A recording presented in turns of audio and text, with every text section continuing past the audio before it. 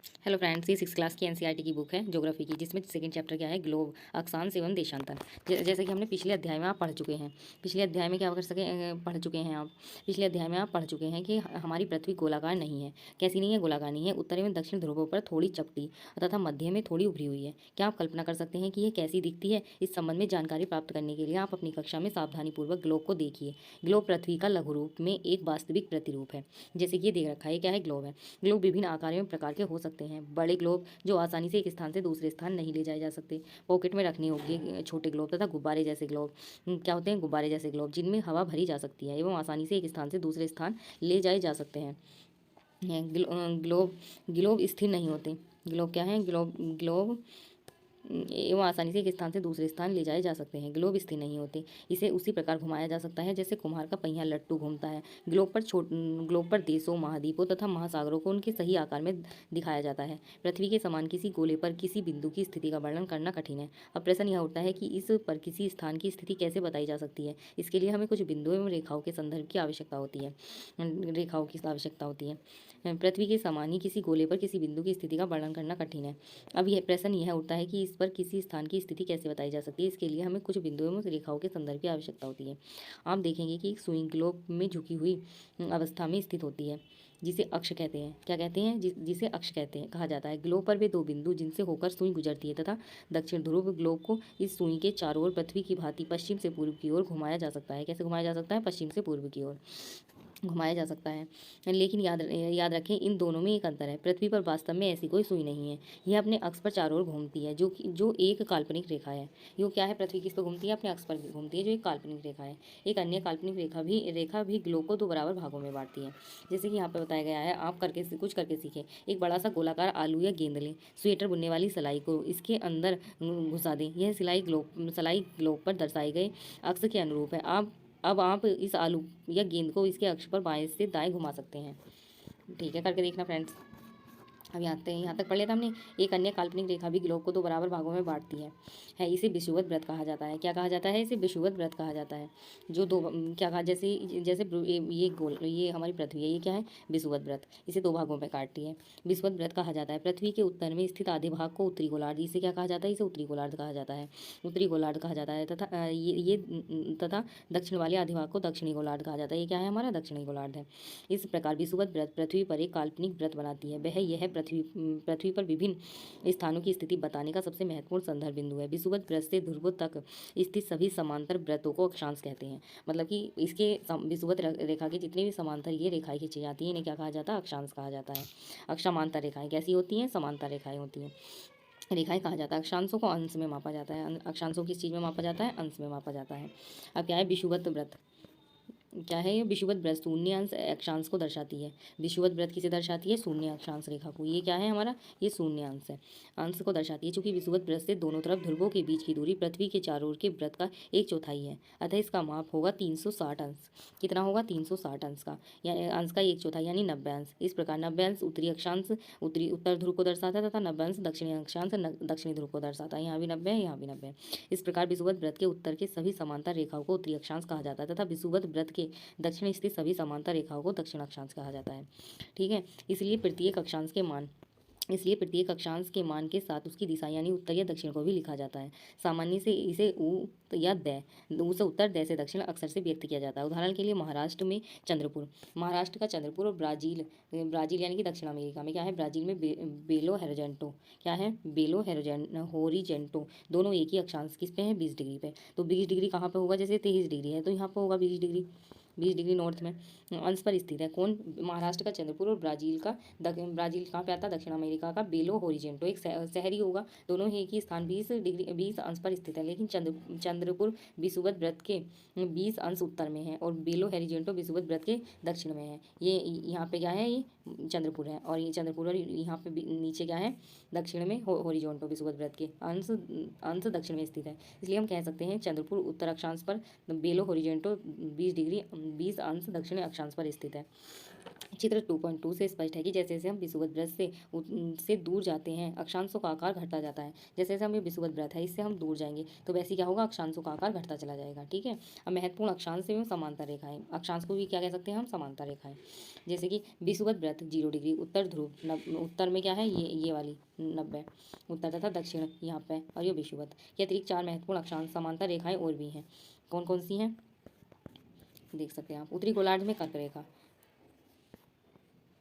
क्या है, ये है गोला, ये विषुवत 0 डिग्री है। ये क्या है हमारी, 23 1/2, 23 1/2 उत्तर में कर्क रेखा और दक्षिण में मकर रेखा, 23 1/2 दक्षिण में मकर रेखा। फिर विषुवत वृत्त के 66 1/2 उत्तर में उत्तर ध्रुव व्रत और विषुवत रेखा के 66 1/2 दक्षिण में दक्षिण ध्रुव व्रत। पृथ्वी के कटिबंध, अब यहाँ पे आते हैं पृथ्वी के कटिबंध। आप देख सकते हैं सीधी तरह टॉर्च का प्रकाश तेज तथा कम क्षेत्र पर फैलता है। ऐसे ही तिरछा कर दो तो ज़्यादा क्षेत्र पर फैलेगा। पृथ्वी के ताप कटिबंध, कर्क एवं मकर रेखा के बीच, कर्क यानी कि ये क्या है, कर्क रेखा है और मकर रेखा है। कर्क रेखा और मकर रेखा के बीच सभी अक्षांशों पर सूर्य वर्ष में एक बार दोपहर में सिर के ठीक ऊपर होता है, इन दोनों रेखाओं के बीच। इसलिए इस क्षेत्र में सबसे अधिक ऊष्मा प्राप्त होती है तथा इसे क्या कहते हैं, उष्ण कटिबंध कहते हैं, कहा जाता है। क्या कहा जाता है, उष्ण कटिबंध कहा जाता है। क्या कहा जाता है इसे, उष्ण कटिबंध। कर्क रेखा तथा मकर रेखा के बाद किसी भी अक्षांश पर दोपहर का सूर्य कभी भी सिर के ऊपर नहीं होता, ध्रुव की तरफ सूर्य की किरणें तिरछी जाती हैं, जैसे कि ये है। यहाँ पे कर्क रेखा होगी, ये मकर रेखा। जब भी सूर्य जागा, यहाँ पे उष्ण, ये वाला क्षेत्र उष्ण कटिबंध है, ये वाला क्षेत्र उष्ण कटिबंध है। और जब भी सूर्य इनके ऊपर एक ना एक बार जरूर सिर के ऊपर आएगा, यहाँ पे क्या है, तिरछा जाएगा, होती जाती है। इस प्रकार उत्तरी गोलार्ध में कर्क रेखा एवं उत्तर ध्रुव व्रत तथा दक्षिण गोलार्ध में मकर रेखा एवं दक्षिण ध्रुव व्रत के बीच वाले क्षेत्र का तापमान मध्यम रहता है, इसलिए इन्हें शीतोष्ण कटिबंध कहा जाता है। इन्हें क्या कहा जाता है, शीतोष्ण कटिबंध कहा जाता है। उत्तरी गोलार्ध में उत्तर ध्रुव, उत्तरी गोलार्ध में उत्तर ध्रुव व्रत एवं उत्तरी ध्रुव तथा दक्षिण गोलार्ध में दक्षिण ध्रुव व्रत एवं दक्षिणी ध्रुव के बीच के क्षेत्र में ठंड बहुत होती है, क्योंकि यहाँ सूर्य क्षितिज से ज़्यादा ऊपर नहीं आ पाता, इसलिए ये शीत कटिबंध कहलाते हैं। देशांतर, समझ में आ गई अक्षांतर रेखाएं कौन सी होती हैं। ये यहाँ से हो गया देशांतर रेखाएं, जैसा कि आप देख सकते हो इस पर दिखाया गया है। ये क्या है, देशांतर रेखाएं। देशांतर रेखाएं किसी स्थान की स्थिति को बताने के लिए उस स्थान के अक्षांश के अतिरिक्त कुछ और जानकारियों की आवश्यकता भी होती है। आप देख सकते हैं कि प्रशांत महासागर में स्थित टोंगा द्वीप, टोंगा द्वीप भी पूछा जाता है, कहाँ किस में है टोंगा द्वीप, प्रशांत महासागर में। टोंगा द्वीप क्या में है, प्रशांत महासागर में।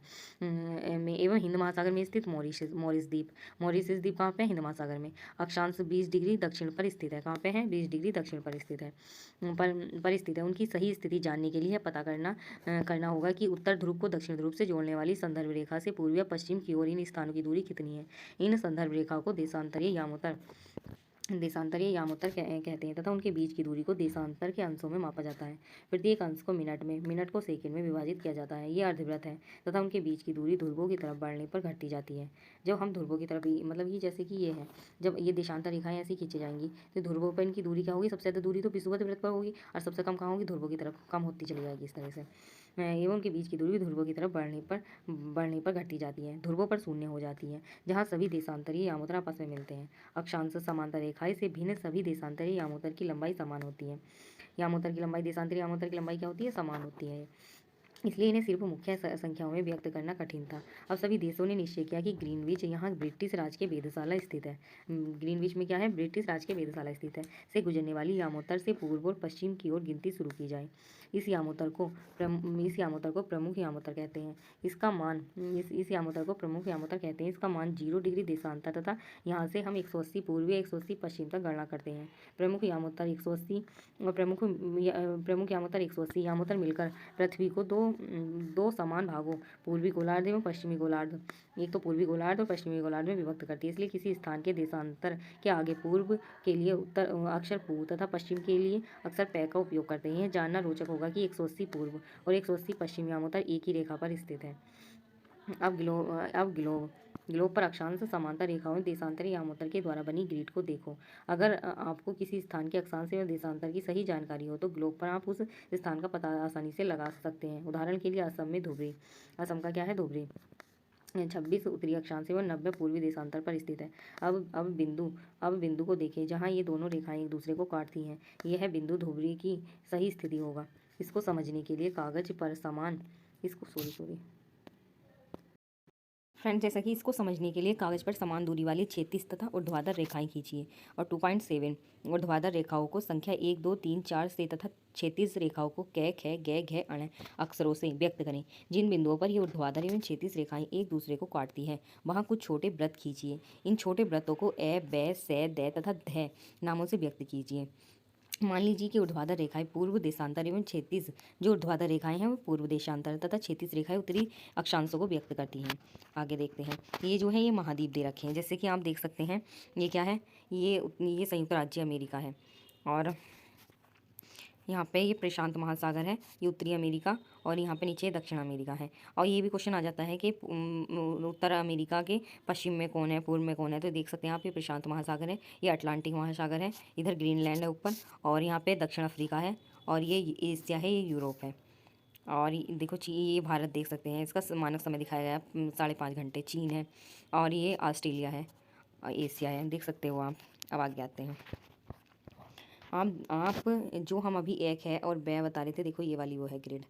अब आप देखेंगे कि वृत्त एक है उत्तरी अक्षांश तथा 1 डिग्री पूर्वी देशांतर पर स्थित है। अन्य वृत्तों की स्थिति याद करें। देशांतर और समय को मापने का सबसे अच्छा साधन पृथ्वी, चंद्रमा, गिरहों की गति है। सूर्य तो सूर्यास्त प्रतिदिन होता है, सूर्य उदय भी होता है और अस्त भी होता है, अतः स्वाभाविक ही है कि यह पूरे विश्व में समय निर्धारण का सबसे अच्छा साधन है। स्थानीय समय का अनुमान सूर्य के द्वारा बनने वाली परछाई से लगाया जा सकता है, जो दोपहर में सबसे छोटी एवं सूर्योदय तथा सूर्यास्त के समय सबसे लंबी होती है। जैसे कि हम शाम को देखेंगे अपनी परछाई तो सबसे लंबी दिखाई देगी, सुबह के टाइम में जब सूर्य उदय होगा तो अपनी परछाई देखना कभी बहुत लंबी दिखाई देगी, और दोपहर के समय हमारी परछाई बनती नहीं है, बहुत कम बनती है, क्योंकि सूर्य हमारे सिर के ऊपर होता है।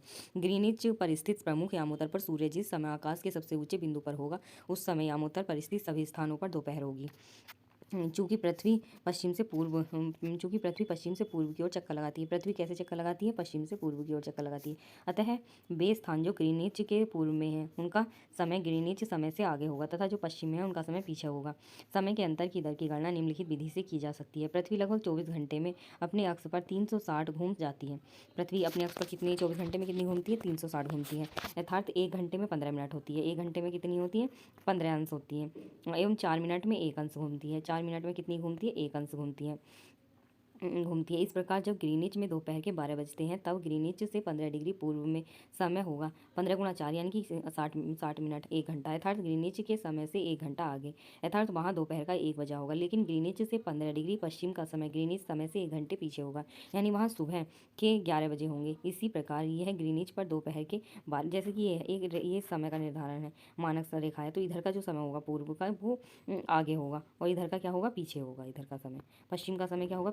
अगर मान लो कि इस पे इधर 12 बज रहे हैं तो यहाँ पे मतलब कि पाकिस्तान में कम हो रहे होंगे, यानी कि 1 घंटा कम 11 बज रहे होंगे। इस तरह से होता है, इधर का टाइम कम पश्चिम में पीछे रहता है और पूर्व में आगे रहता है। 180 पर मध्यरात्रि, दोपहर के 12 बजे होंगे उस समय 180 पर मध्यरात्रि होगी। किसी भी स्थान पर जब सूर्य आकाश में अपने उच्चतम बिंदु पर होता है दोपहर में, उस समय घड़ी में दिन के 12 बजते हैं। जब सूर्य दोपहर में ऊपर उस समय घड़ी में 12 बजते हैं। इस प्रकार घड़ी के द्वारा दिखाया गया समय उस स्थान का स्थानीय समय होगा। आप देख सकते हैं कि दिए गए देशांतरीय यामोत्तर पर सभी स्थानों का स्थानीय समय समान है। हम मानक समय क्यों मानते हैं? अलग अलग यामोत्तर पर स्थित स्थानों के स्थानीय समय में अंतर, जैसे कि भारत का है, भारत का स्थानीय या मानक यामोत्तर कितना लिया गया है? 82 सही 1/2 पूर्व में भारत का मानक समय है ये 5 राज्यों से होकर गुजरता है। कितने राज्यों से होकर गुजरता है? 5 राज्यों से। कौन कौन से? यूपी, उत्तर प्रदेश, मध्य प्रदेश, उत्तर प्रदेश, आंध्र प्रदेश, और यहाँ पे यूपी है, यहाँ पे आंध्र प्रदेश, ये आंध्र प्रदेश है, यूपी, एमपी, और एमपी तो इधर है, एमपी से नहीं गुजरता। 1 मिनट होता। उदाहरण के लिए बहुत देशांतरों से होकर गुजरने वाली रेलगाड़ियों के लिए समय सारणी तैयार करना कठिन होगा। भारत में गुजरात के द्वारा तथा असम के डिब्रूगढ़ के स्थानीय समय में लगभग 1 घंटा 45 मिनट का समय का अंतर होगा। इसलिए आवश्यक है कि देश के मध्य भाग से होकर गुजरने वाले किसी यामोत्तर के स्थानीय समय को देश का मानक समय माना जाए। यह यामोत्तर रेखा स्थानीय समय को पूरे देश का मानक समय माना जाता है। भारत में 82 सही 1/2 पूर्व को मानक यामोत्तर माना गया है। इस यामोत्तर के स्थानीय समय को पूरे देश का मानक समय माना जाता है। इसे भारतीय मानक समय के से जाना जाता है। कबीर भोपाल के निकट एक छोटे से नगर में रहता है। वह अपने मित्र आलोक से कहता है कि वे लोग आज रात्रि में नहीं सो पाएंगे। भारत एवं इंग्लैंड के बीच एक क्रिकेट मैच लंदन में 2 बजे अपराह्न में शुरू होगा। अर्थात भारत के समयानुसार मैच शाम 7:30 बजे शुरू होगा तथा देर रात्रि में समाप्त होगा। क्या आप जानते हैं कि भारत एवं इंग्लैंड के बीच समय में क्या अंतर है? भारत ग्रीनविच के 82 सही 1/2 पूर्व में स्थित है तथा यहाँ का समय ग्रीनविच समय से 5.5 घंटे आगे है। इसलिए जब लंदन में दोपहर के 2 बजे होंगे तब भारत में शाम के 7:30 बजे होंगे।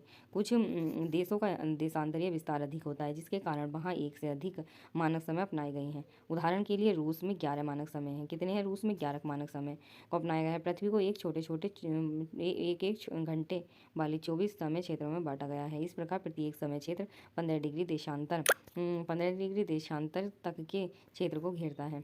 अब ये है पृथ्वी का सही आकार क्या है? दीर्घवृत्ताकार है। ग्लोब क्या है? एक काल्पनिक वो है पृथ्वी का। कर्क रेखा का अक्षांशीय मान क्या है? कर्क रेखा कितनी है? 23 सही 1/2। कितनी है? 23 सही 1/2 नॉर्थ में कर्क रेखा। पृथ्वी के 3 ताप कटिबंध कौन से हैं? ये बताना। अक्षांश एवं देशांतर रेखाएं क्या होती हैं? ऊष्मा की सबसे अधिक मात्रा उष्ण कटिबंध क्यों प्राप्त करते हैं? जब भारत में 5:30 बजे हैं तब लंदन में 12 क्यों बजते हैं? ठीक है। अब ये होता है प्रमुख यामोत्तर का मान कितना होता है? प्रमुख यामोत्तर का मान 0 डिग्री होता है। शीत कटिबंध किसके नज़दीक होता है? ध्रुवों के नज़दीक होता है। देशांतर की कुल संख्याएं कितनी हैं? टोटल देशांतर कितने हैं? टोटल कुल देशांतरों की कुल संख्या 180 है। कितनी है? 180 है। दक्षिण ध्रुव व्रत स्थित है उत्तरी गोलार्ध में, दक्षिण गोलार्ध में, पूर्वी गोलार्ध में। दक्षिण कहाँ पे है? दक्षिण गोलार्ध में। और ग्रिड किसका जाल है? ग्रिड किसका जाल है? अक्षांशों समांतर रेखाओं देशांतरी यामोत्तर का। ठीक है। मकर रेखा पर स्थित है। मकर रेखा पर क्या स्थित है? मकर रेखा 23 सही 1/2 साउथ। भारत का मानक यामोत्तर है जो 82 सही 1/2 है। 0 डिग्री यामोत्तर के नाम से जाना जाता है। 0 डिग्री यामोत्तर को किसके नाम से जाना जाता है? देशांतर के नाम से जाना जाता है। देशांतरों के बीच की दूरी की तरफ घटती जाती है, ध्रुवों की तरफ घटती जाती है। कहाँ घटती जाती है? ध्रुवों की तरफ घटती जाती है। उत्तर ध्रुव व्रत गोलार्ध में स्थित है। कौन से? उत्तरी गोलार्ध में। उत्तर ध्रुव व्रत कौन से गोलार्ध में है? उत्तरी गोलार्ध में स्थित है। आगे इसका पृथ्वी के अक्ष विषुवत व्रत, कर्क रेखा तथा मकर रेखा, उत्तर ध्रुव व्रत तथा दक्षिण ध्रुव व्रत को दर्शाते हुए एक चित्र बनाइए। ये सारे पूरे हो चुके हैं, आप देख सकते हैं। Thank you. और वीडियो को लाइक और सब्सक्राइब करना ना भूलिएगा प्लीज़।